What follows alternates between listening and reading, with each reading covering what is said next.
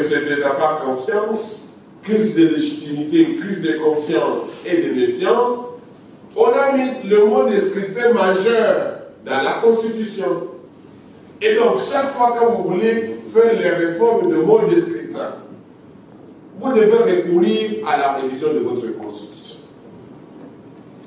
Et donc, il est superfétatoire qu'on puisse aller réviser la loi électorale à ce qui concerne le mode de scrutin de l'élection présidentielle, des sénateurs et des gouverneurs, si absolument on ne procède pas à un débat républicain sur la révision de notre Constitution. Nous projetons un grand atelier samedi, un atelier restreint des députés nationaux, où nous allons les rappeler ces éléments. La fièvre, pour le moment, elle est autour de 39.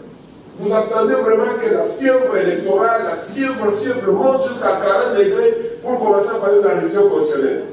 Une petite manipulation communicationnelle. Il faut savoir ce qui vous touchez et répondre toutes les couches sociales de l'Est à l'Ouest, d'ici au Nord. Les Congolais sont attachés à cette cause, peut avoir une incidence sur les délais constitutionnels. Et donc la CENI en a besoin. Et notre travail, c'est de regarder comment faire des juxtapositions. Qu'est-ce qu'alors nous pouvons demander comme recommandation au Parlement? C'est que nous pouvons nous proposer que le Parlement, à la session de mars 2022, diligente de toute affaire cessante le débat sur la révision de mode de scrutin tel que contenu dans la Constitution et dans la loi électorale. Et là, Cogipec sera précis et spécifique. Que nous nous recommandons à faire cessant aux législateurs congolais de lancer un débat républicain, consensuel et inclusif sur le mode de scrutin tel que contenu dans la Constitution et la loi électorale. Là, nous n'avons pas demandé la révision constitutionnelle, là, nous n'avons pas demandé la loi électorale, mais nous disons que là, c'est un débat tel que contenu dans la Constitution. Les intellectuels qui ont votre niveau comprendront ce que nous nous demandons. C'est déjà... Que je finisse, docteur Birel. En tout cas, ça sera l'unique demande qu'on peut demander au Parlement à ce stade. À ce stade, vraiment, c'est le cas de l'État.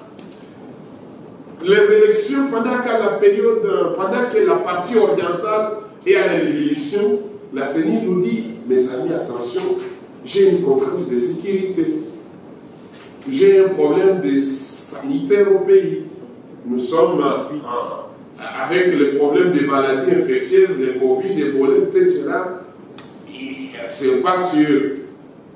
Même si on peut toujours, mais attention, rappelez-vous qu'une partie de la province du Nord Kivu et du Bandundu n'ont pas été au rendez-vous de l'élection présidentielle en décembre 2018. C'était une entorse, mais nous n'avons pas le choix que de faire ce qui a été fait. Mais il faut faire un effort que tous les citoyens, on ne puisse pas les priver de droit de vote. C'est un droit fondamental. Mais face à l'impératif du droit à la vie, du droit à la sécurité, doit-on privilégier les droits de vote ou on doit sécuriser les frontières? C'est un débat, la sécurité. Oui, Covid, parlons-en une seconde. Covid, en effet, aura juste une répercussion sur le plan budgétaire. Parce qu'en réalité, on va maintenant ajouter ma petite boîte qui m'accompagne dans les bureaux. On va mettre le soldo dehors. On va demander la distanciation entre les électeurs. Est-ce que là où on votait 660 électeurs par jour, est-ce qu'on va laisser 660? Vous comprenez comment la maladie, pour raison de santé, ça affecte l'opérationnalisation du jour du vote. C'est que ça demande aussi qu'on augmente un peu du budget et ça devient une contrainte. Les soins que plus nous compressons, la logistique va demeurer un problème majeur.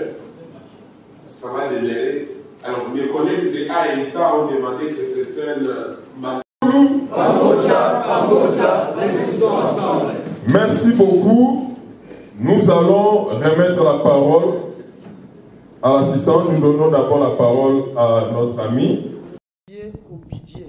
Je n'ai pas entendu parler clairement des analyses déjà faites par rapport au budget des opérations passées et des opérations présentes, parce que c'est les points majeurs qui vont faciliter la faisabilité de tout ce qui est comme prévision. Et la deuxième observation ou la deuxième motif d'information, ça sera par rapport aux mesures sécuritaires, parce qu'il y a eu des réformes et nous aimerions également nous rendre compte de mécanismes mis en place par rapport à la sécurité liée au processus, parce que nous savons tous comment ces processus viennent avec des tensions et avec tout ce qui est comme dérapage. D'où c'est important de connaître s'il y a des réformes dans ce sens-là sur le plan légal. Alors, troisième préoccupation, ça sera par rapport à l'élargissement du cercle par rapport au champ d'information. Parce que c'est vrai, on se rend compte qu'au niveau des KIN, vraiment l'information passe, on voit des leaders qui se réunissent et qui mènent des activités déjà de manière anticipée, c'est très bien. Mais au niveau des provinces, donc, comprenez que c'est compliqué, donc les informations nous viennent en retard et par conséquent, on n'est pas vraiment au point et on ne peut pas participer à temps réel par rapport à ce qui se passe sur le plan national. Merci beaucoup. D'abord, l'information est que l'année où l'exercice budgétaire 2022 était beaucoup plus focalisé sur les questions liées à la CENI. Mais il y a un problème du budget de cette année en cours. Le ministre n'a pas encore finalisé avec les plans d'engagement. Et donc, pour ce qui concerne les budgets qui doivent couvrir toutes les activités de la CENI, on attend que les ministres signent ces plans-là. Mais dans notre recommandation, ou ce que nous pouvons peut-être ajouter dans la déclaration, est que peut-être le gouvernement de la République puisse prendre langue avec d'autres organisations internationales qui peuvent accompagner la République et en fait à concrétiser ou à organiser ces élections en respectant les délais constitutionnels. Ça, c'était une petite parenthèse. J'ai deux petites questions, mais je me sens un peu perdu, estimé expert. Je vous ai suivi jalousement, évoquer, parler qu'avant qu'on revisite la loi électorale, il doit y avoir une révisitation de la Constitution. À travers peut-être l'article 218, sous votre protection. Est-ce qu'on peut nous lire cet article pour nous permettre un peu de mieux comprendre ce que ça dit?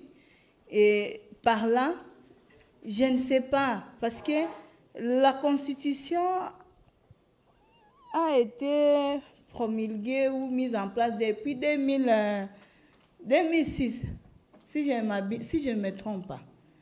Et ça n'a jamais été révisité. Déjà en 2011. Oui, nous voulons avoir toutes ces informations. Chers collègues, nous sommes ici pour apprendre. Hein?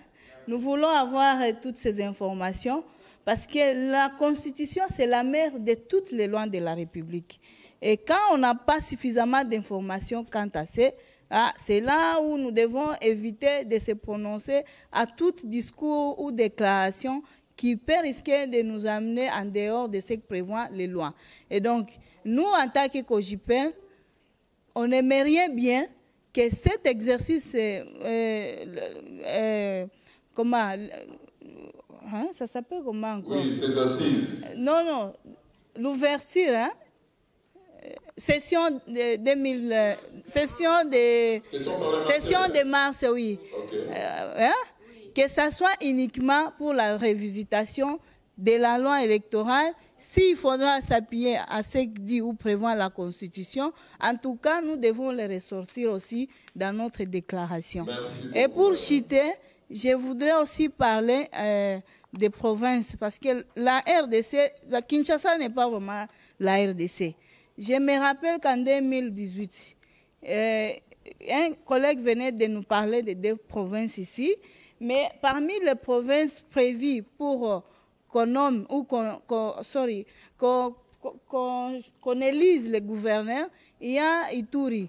Et pourtant, Ituri devrait aussi se figurer sur cette liste.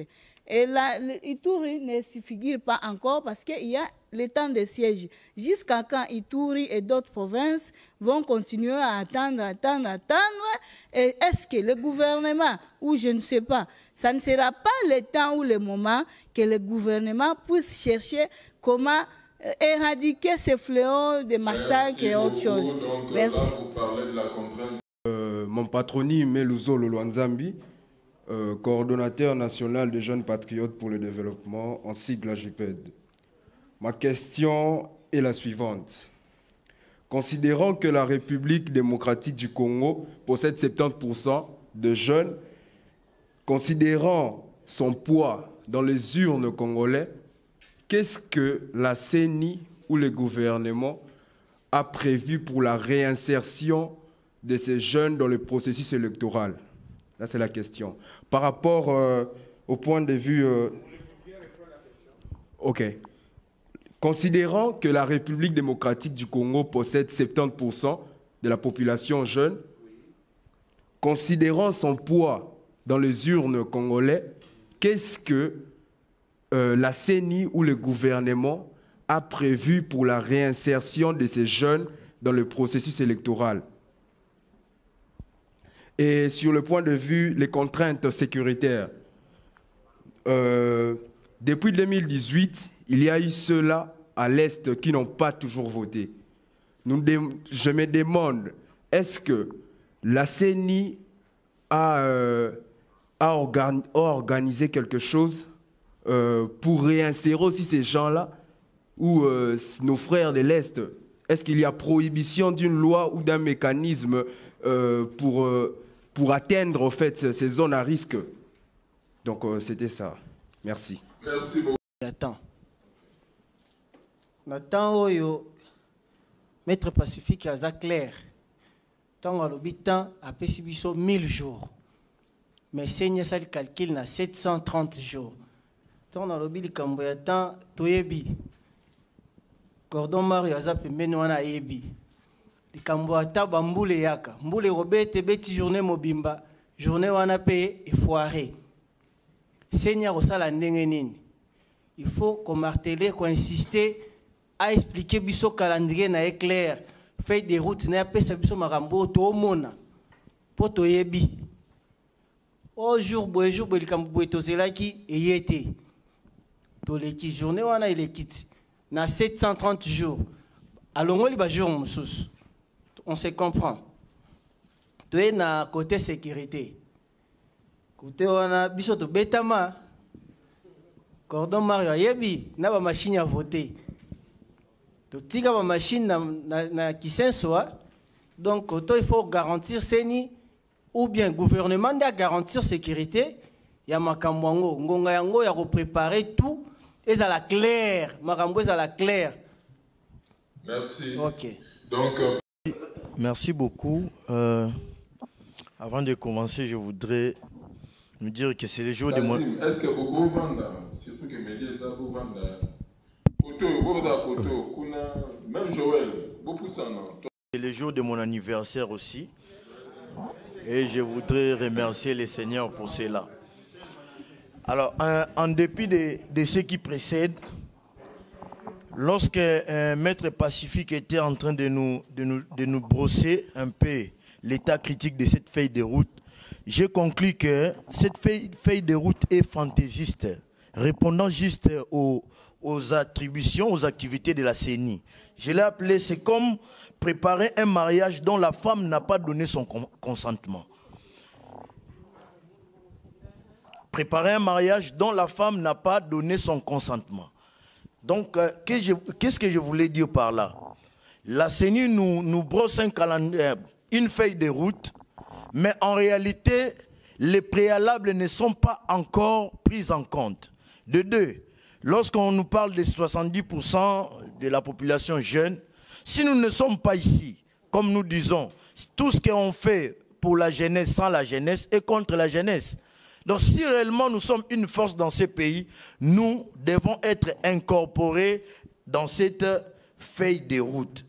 Et il y avait notre frère là-bas qui était en train de demander la question, qu'est-ce que le gouvernement prévoit pour la jeunesse, etc. Par rapport à l'exposé des maîtres pacifiques, je peux dire que nous ne sommes pas repris, chers amis. Comment est-ce que nous allons parler encore d'autres manières? Nous ne sommes pas repris. Maître pacifique l'a souligné quelque part ici que la jeunesse n'a pas été prise en compte lorsqu'il parlait des faiblesses. Nous ne sommes pas pris en compte, donc il est temps que nous puissions nous faire violence d'une manière ou d'une autre pour être pris en compte. Merci. Merci beaucoup. Je suis Marie-Emma, lycéenne bien sûr. Je voudrais un peu interpeller tout le monde. Nous sommes arrivés au bon moment. Comme autrefois disait le président de la République, la jeunesse ne peut pas rester une jeunesse dialoliste. Au contraire, nous devons être une jeunesse exigeante. Pour les postes au sein des CENI, au sein de la CENI, nous avons fait beaucoup d'efforts et ces efforts-là sont passés en vain. Aujourd'hui, nous sommes dans le cadre du processus électoral. Et nous devons continuer à être exigeants. Primo par rapport à l'Assemblée nationale. L'Assemblée nationale doit regarder les priorités par rapport à la rentrée parlementaire du mois de mars. Parce que toute la population attend de ces rentrées parlementaires-là la révision de la loi électorale. Si nous devons recommander aujourd'hui là, nous devons faire des recommandations par rapport à la loi électorale. Parce que cette loi-là écarte même la jeunesse. En ce qui concerne les seuils, en ce qui concerne les cautions à payer, il y a beaucoup de choses. Et que si nous gardons cela, c'est que nous disions que la CENI ne s'attend pas à une loi électorale au mois de mars. Là, ça sera un problème. Ça sera de plus en plus l'exclusion de la jeunesse. Parce que si on va maintenir la même loi de la fois passée, ça sera plus l'écartement de la jeunesse par rapport au processus électoral qui va passer. Et par rapport au gouvernement, ça fait aujourd'hui 3 ans que nous avons un nouveau gouvernement. Comment dans 3 ans, il y a eu 3 budgets successifs et qu'on n'arrive pas à nous dire, dans la première année, les budgets prévus pour les élections, c'était de combien? À la deuxième année, on a réservé combien pour les élections? À la troisième année, on a réservé combien pour les élections? Pour qu'aujourd'hui, nous sommes à la 4e année, on nous dise qu'il n'y a pas assez de fonds. Moi, je pense que c'est faux.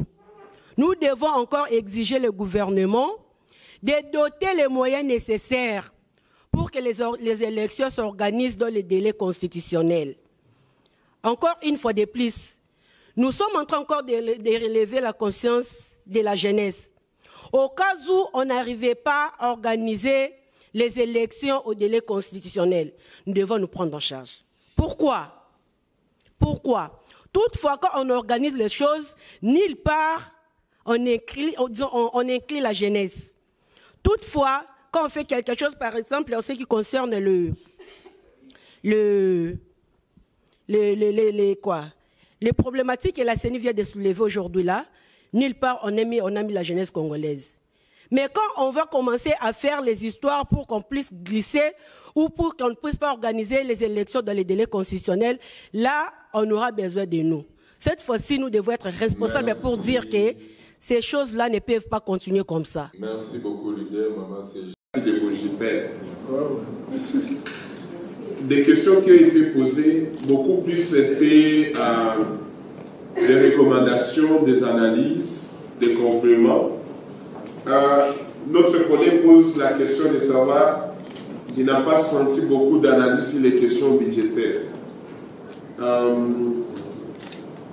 Oui, nous n'avons pas pu développer la question budgétaire parce qu'il n'y a pas un document officiel actuel de l'OGE qui nous permette d'en émettre nos avis techniques et qu'il est important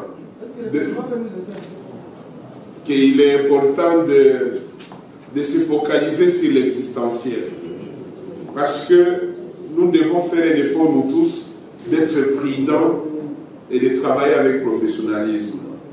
La prudence et le professionnalisme nous invitent à toucher des questions qui existent avec précision, parce qu'on est dans un domaine sensible qui touche le politique, le pouvoir, et lorsque nous les touchons, nous devons les toucher en connaissance de cause.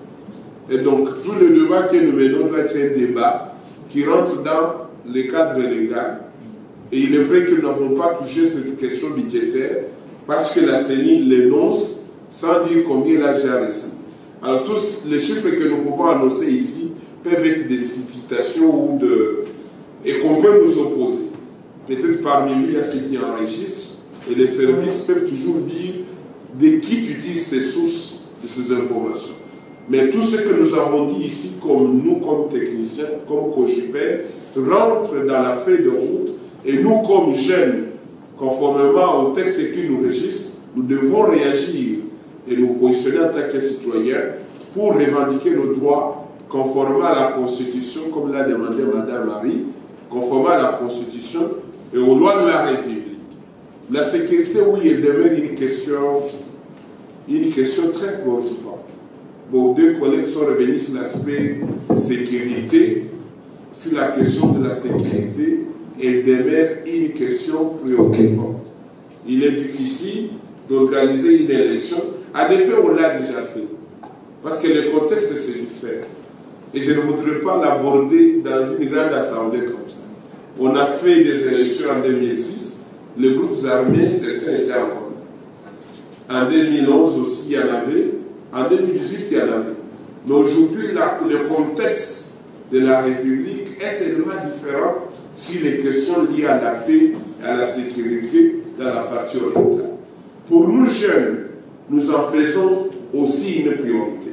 Nous devons nous approprier cette contrainte de la CENI en disant, la CENI lance une contrainte, le responsable numéro 1, c'est le gouvernement de la République qui doit nous sécuriser, n'est-ce pas?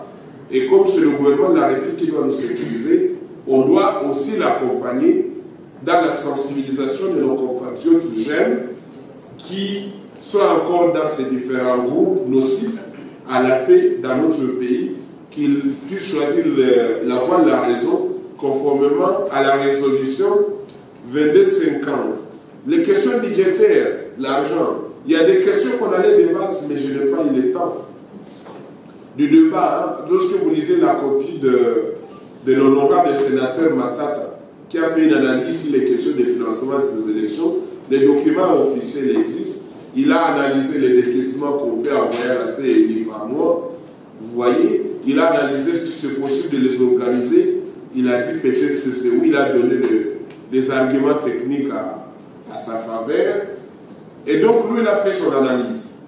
Et cette analyse qu'il a fait, nous la gardons jusqu'à ce que nous avons la copie de la CENI pour que nous puissions dire à notre organisation COJIPED, chère organisation mère, est-ce que nous pouvons encore nous réunir pour parler de ces questions budgétaires des élections en associant nos collègues de l'ONEP pour qu'ensemble nous analysons ces questions essentiellement budgétaires. Et donc, le droit au développement, le droit à la vie, le droit au vote sont deux droits majeurs actuellement qui s'affrontent. Vous avez le droit au développement, vous avez le droit à la vie, vous avez aussi le droit au vote. Et lorsque dans la gestion de l'État, il faut que les autorités qui nous gouvernent arrivent à faire un équilibre. On ne va pas amener un budget de 4-5 milliards de dollars à mobiliser que sur un secteur. Il y a le social, il y a la santé, surtout la sécurité, la survie de l'État. Et donc c'est tout ça mis ensemble et que Mme Irène nous a rappelé que le gouvernement peut toujours recourir. Mais l'ancien régime, elle disait que niet, au nom de la souveraineté de notre pays, je n'ai pas besoin de niet de dollars. Ce sont des options qui peuvent être élevées pour voir si les partenaires internationaux peuvent faire concourir. Oui, article 18, Mme Irène a demandé qu'on la lise. 218, qui est prêt pour les lire. Pourtant, révision de certains articles de la Constitution de la République démocratique du Congo, l'initiative au gouvernement après délibération en Conseil des ministres. 3. À chacune des chambres du Parlement l'initiative de la moitié de ses membres. 4. À une fraction du peuple congolais, en l'occurrence 100 000 personnes, s'exprimant par une pétition adressée à une des deux chambres. Chacune de ces initiatives est soumise à l'Assemblée nationale et au Sénat qui décide à la majorité absolue de chaque chambre du bien fondé au projet de la loi ou de la pétition de révision. La révision n'est pas définitive que si le projet, la proposition, la pétition est approuvée par référendum sur convention du président de la République ou convocation plutôt du président de la République. Toutefois, le projet, la proposition, la pétition n'est pas soumise au référendum lorsque l'Assemblée nationale et le Sénat réunis en congrès l'approuvent à la majorité des 3/5 des membres des composants. C'est clair. Le chef de l'État 90 jours avant la fin de son mandat. Et notre article là-bas nous précise que s'il y a une élection qu'on a modifiée en 2011, que c'est un scrutin au suffrage universel avec une majorité simple à un seul tour. Mais maintenant, le peuple dit que désormais, lorsqu'on a suivi les réclamations des uns et des autres, et que nous, désormais, il faut qu'on aille à 2 tours. Alors, si vous aller corriger cela dans la loi électorale, et vous n'arrivez pas à corriger ça dans la loi des lois, parce que toutes les lois de la République doivent avoir comme source de la Constitution. Et donc, il va de soi qu'on organise une révision constitutionnelle, soit de manière concomitante, n'est-ce pas, ou soit la Constitution puis la loi électorale, ou de manière concomitante, et non pas l'inverse. Cela n'est pas encore à l'ordre du jour, mais sinon tout ce qui a été demandé, suffrage universel, l'élection des sénateurs au suffrage, même si ce qui est demandé, j'ai compris que certains n'ont pas fait affaire. Je ne sais pas les critiquer, mais en effet, on ne saurait pas organiser une élection des sénateurs au suffrage universel direct. Ça pourrait mettre en poche notre régime politique de la RDC. Nous avons une chambre basse et une chambre haute. Et chacun a sa fonction doctrinale, sa fonction parlementaire, sa fonction technique dans la gestion de l'État. Et donc, c'est de nous amener dans beaucoup de choses au même moment. Mais plutôt qu'on peut élargir l'électorat des sénateurs et des gouverneurs, ce qui amènera encore qu'on révisite toujours la Constitution, parce que cette loi électorale, elle est dite constitutionnalisée. Beaucoup de matières de révision majeure de la loi électorale sont aussi dans la Constitution. Et donc, il faut aussi toucher cette Constitution si vous voulez qu'on réforme les questions majeures, n'est-ce pas? On ne peut pas mettre 2 tours d'élection présidentielle dans une loi ordinaire et laisser un seul tour dans la Constitution de cette loi ordinaire relève. Selon la science juridique que j'ai étudiée, à moins que les droits évoluent comme ils évoluent tous les jours dans nos quartiers, dans nos communes et partout ailleurs. Oui, mon frère Monéné qui est derrière me disait préparer un mariage dont la femme n'est pas consentante. Bon, c'est sa manière de parler. Mais je ne veux pas qu'il fasse dire la fin ce que je n'ai pas dit. Je n'ai pas dit que la jeunesse n'est pas prise en compte. Mais il fallait qu'il aille jusqu'au bout. Je n'avons pas lu une politique claire d'inclusion des jeunes dans les processus, dans la feuille de route publiée. Nous n'avons pas lu une seule ligne où on touche quelle est la vision, la projection de l'OGE par rapport à notre débat, à notre élite. Nous les jeunes, nous n'avons pas senti les activités d'élaboration de politiques d'inclusion des jeunes. Parce que nous avons vu dans la faille des OGE, surtout de la RDC, il n'existe pas une politique d'inclusion. C'est un outil, c'est une institution, c'est une stratégie nationale de loger. Autant que nous, au niveau de OGPL et d'autres organisations de jeunes, on va travailler sur la stratégie nationale d'éducation civique et électorale à l'RDC, autant que l'OGE peut aussi développer une politique d'intégration, de participation des jeunes, tant à l'interne qu'à l'externe. À l'interne, n'est-ce pas, les donneurs de places de choix, des promotions des grades au niveau de l'OGE, en recrutant beaucoup de jeunes pendant les opérations temporelles, en donnant la place des jeunes dans les différents niveaux, mais aussi dans les réformes électorales, parce que le projet de loi, la plupart viennent de là et on le consulte, tant au niveau de la commission PAJ comme ailleurs. Rapidement un effort de finaliser notre note de nos 4 des personnalités de notre groupe, de bien vouloir déjà préparer la lettre avec les 2 ou 3 noms, en les charant aussi, mais aussi en les tiers. Hein? Quelqu'un qui a un contenu pour aller défendre, ton père ou ta mère, il n'y aura pas. Donc, quand on va désigner, quand Cordo Lumumba va choisir les 3-4 personnes, d'abord, c'est d'abord le sacrifice. Contribuer dans les débats parlementaires. Et quand je prenais parole, c'était de nos élus. Parce que quand on ne vous écoute pas, donc on ne parle pas. Bonjour M. Pacifique, ça va? Bonjour messieurs les journalistes. Oui, M. Pacifique, après cette colloque, qu'est-ce que vous pourriez dire à la population congolaise qui vous suivent, qui veulent être informés, être éclairés sur la loi électorale, sur tout ce qui va s'y passer en 2023?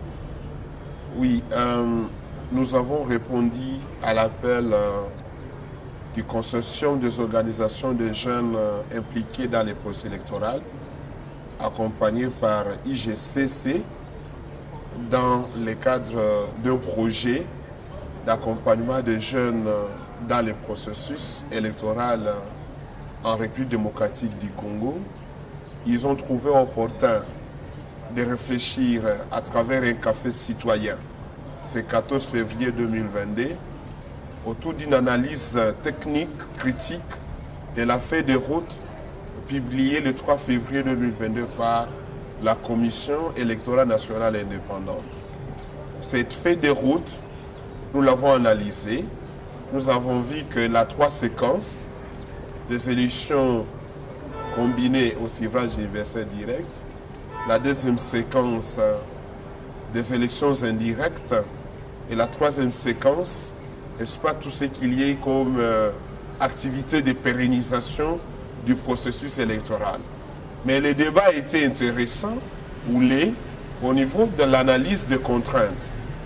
Les 8 contraintes qui ont été évoquées par la CNI, on les a jugées vraiment très préoccupantes et pertinentes en même moment, parce qu'en réalité, tous les leaders de jeunes à travers COJUPEL, tels que nous les avons sentis, ils veulent absolument que nous ayons de très bonnes élections en 2023, surtout lorsque la CNI aura pris compte, n'est-ce pas, de l'inclusion des jeunes dans la participation au processus, parce que c'est l'une des faiblesses qu'on a constatées. On ne sent pas jusque-là cette volonté d'une politique claire et institutionnalisée de l'intégration, de l'inclusion et de participation des jeunes dans les processus. Quoique on a noté avec satisfaction que cette feuille de route, n'est-ce pas, tient compte du cadre légal tel qu'établi.